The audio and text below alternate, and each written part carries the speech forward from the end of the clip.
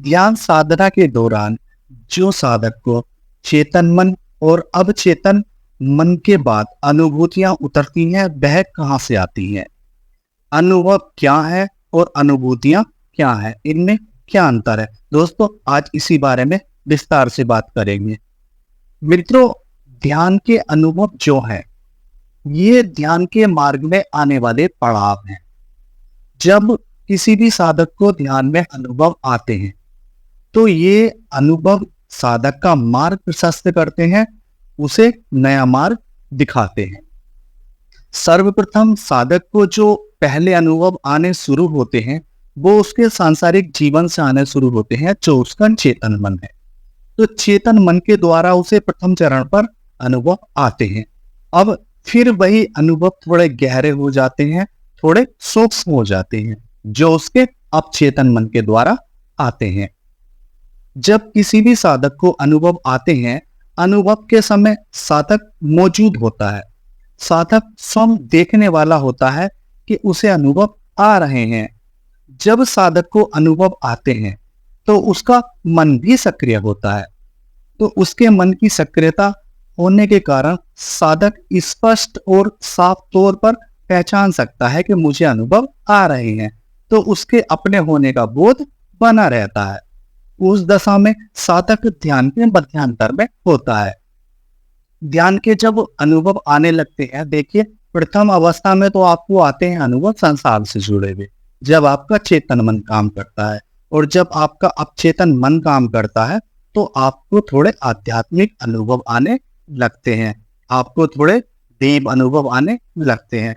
तो ऐसी दशा में साधक स्वयं को उन अनुभवों से जोड़ता भी है, वह उन अनुभवों का रस भी लेता है, उनमें डूबता भी है और उनका आनंद भी लेता है। ध्यान के अनुभव जब आते हैं, शरीर और मन के आयाम पर आते हैं। अनुभव जो है, वह साधक के ध्यान का फल है। अनुभूतियां जो है, वह साधक के मिटने का फल है।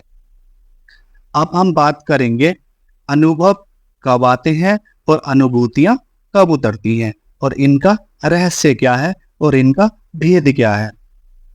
जब किसी भी साधक को ध्यान के अनुभव होते हैं, तो वह साधक के ध्यान का फल है। और इसी के उलट जब किसी साधक पर अनुभूतियां उतरती हैं, तो वह साधक के मिटने का फल है। जब अनुभूतियां उतरती हैं, उस समय पर साधक के होने का बोध समाप्त हो जाता है, और जब अनुभव उतरते हैं, तो उस समय पर साधक मौजूद रहता है।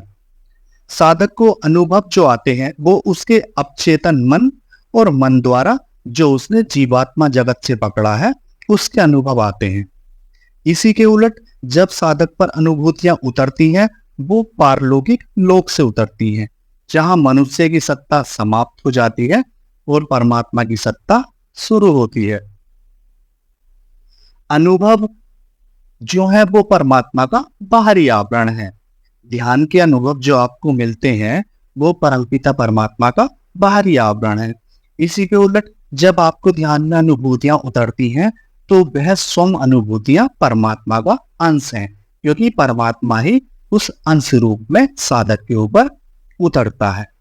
ध्यान में होने वाले अनुभव साधक के बाहरी तल पर घटते हैं, और जब साधक को अनुभूतियां उतरती हैं, तो वो साधक के भीतरी तल पर उतरती हैं। जो अनुभूतियां उसको होती हैं, वह उसके भीतरी तल पर घटती हैं। अनुभव में साधक बचा रहता है, और जब अनुभूतियां उतरती हैं, तो सिर्फ परमात्मा ही बचता है, क्योंकि ध्यान के अनुभव ध्यान का फल है, अनुभूतियां परमात्मा की कृपा है। अनुभूतियों को कोई घटाता नहीं है, वह स्वयं परमात्मा की इच्छा से ही घटती है। मित्रों, जब अनुभूतियां घटती हैं, तो उस समय साधक की दशा स्वयं साक्षी की होती है, क्योंकि जब तक साधक साक्षी नहीं होगा, तब तक उसको जो है अनुभूतियां उतरेंगी ही नहीं। फिर जिस प्रकार से ध्यान में अनुभव आते हैं, उसी प्रकार के अनुभव उसे आते रहते हैं। जब तक आप साक्षी की साधना नहीं करोगे, जब तक आप स्वयं के साक्षी होना शुरू नहीं करोगे, तब तक जो सूक्ष्म और गहरी अनुभूतियां हैं, वो आपके ऊपर नहीं उतरेंगी, क्योंकि अनुभव जो आते हैं वो आज्ञा चक्र द्वारा आते हैं। इसी प्रकार साधक पर जब अनुभूतियां उतरती हैं तो वो चेतना के तल पर महसूस की जाती हैं। अनुभव के समय संसार मौजूद रहता है, साधक भी मौजूद रहता है। अब इसी के उलट जब साधक पर अनुभूतियां उतरती हैं तब वह निर्विचार दशा में होता है और उस समय पर सिर्फ साक्षी ही बचता है। जब तक साधक स्वयं मौजूद है तब तक ध्यान के होने वाले अनुभव भी मौजूद हैं। और जब सिर्फ परमात्मा ही बचता है, साधक स्वयं का साक्षी ही होता है, और जब सब कुछ समाप्त हो जाता है तब अनुभूतियां उतरती हैं। अनुभूतियां साधक को कहीं भी, कैसे भी, कभी भी उतर सकती हैं। घर में बैठे हुए उतर सकती हैं, परिवार के बीच में उतर सकती हैं, सड़क पर चलते हुए उतर सकती हैं। तो कहने का तात्पर्य ये है कि अनुभूतियों के लिए आपको किसी समय का इंतजार नहीं करना पड़ेगा, बल्कि आपको ध्यान में अगर अनुभव लेने हैं या आपको ध्यान में अनुभव आएंगे तो वो सिर्फ आपको ध्यान करते हुए आएंगे। लेकिन जब अनुभूतियां उतरेंगी, परमात्मा अंश रूप में आपके ऊपर उतरेगा, तो उसमें आपकी कोई इच्छा नहीं होगी, बस जो आपकी दशा है। यदि आप उस दशा में शून्य हो गए क्षण भर के लिए भी, तो आप पर अनुभूतियां उतरनी शुरू हो जाएंगी। बल्कि ये कहना चाहिए कि परमात्मा खुद बूंद स्वरूप में मनुष्य के ऊपर उतर जाता है, साधक के ऊपर उतर जाता है। अनुभव के समय तो साधक बसता है और अनुभूति के समय सिर्फ साधक साक्षी रहता है। अनुभव साधक को ध्यान साधना में नए नए मार्ग दिखाते हैं और अनुभूतियां जो साधक को उतरती हैं वह उसे मंजिल की ओर ले जाती हैं, जहां पर साधक का स्वयं से मिलन होता है, जहां वह शून्य में स्थित हो जाता है, जहां उसके भेद समाप्त हो जाते हैं, स्वयं के होने के और परमात्मा के, जहां सिर्फ एक ही बचता है।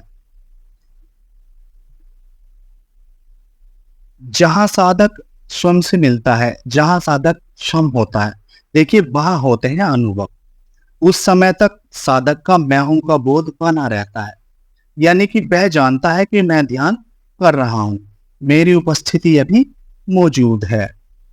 और जहां साधक का मैं हूं का बोध समाप्त हो गया तो वहां पर उतरती हैं अनुभूतियां, जहां सिर्फ एक ही बचता है, जहां सिर्फ परमात्मा ही बचता है।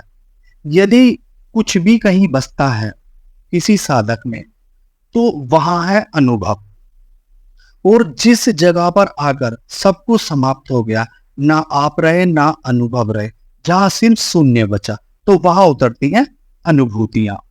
जब अनुभव होते हैं तब आनंद होता है, और जब अनुभूतियां उतरती हैं तब साधक एकदम से अवाक रह जाता है, स्तंभ रह जाता है, वो चक्का सा रह जाता है। वह खुद भी नहीं समझ पाता है कि उसके साथ ये अचानक से एकदम क्या हो गया। क्योंकि अनुभूतियां जब उतरती हैं ना साधक के ऊपर, तो ऐसी दशा हो जाती है कुछ क्षण के लिए साधक की कि एकदम से अवाक रह जाता है। लेकिन उस अवाक होने के साथ साथ जो परमात्मा उसके ऊपर उतरा है, उसका जो रस है वो अभूतपूर्व है। उसका तो शब्दों में व्याख्यान करना भी संभव नहीं है। अनुभव जब साधक को जिस दशा में आते हैं, देखिए जब साधक शुद्ध होने लगता है तब साधक को अनुभव आते हैं। और अनुभूतियां साधक के ऊपर जब उतरती हैं जब साधक के भीतर प्रज्ञा जन्म लेने लगती है, जब साधक के भीतर प्रज्ञा उतरने लगती है। अनुभव शरीर के तल पर होते हैं, अनुभूति साक्षी के तल पर होती है। जहां कुछ बचता है वहां अनुभव है, जहां कुछ क्षण के लिए सब शून्य हो जाता है वहां अनुभूतियां उतरती हैं। मित्रों, आज की इस चर्चा को यहीं समाप्त करते हैं। आप सभी को प्रणाम।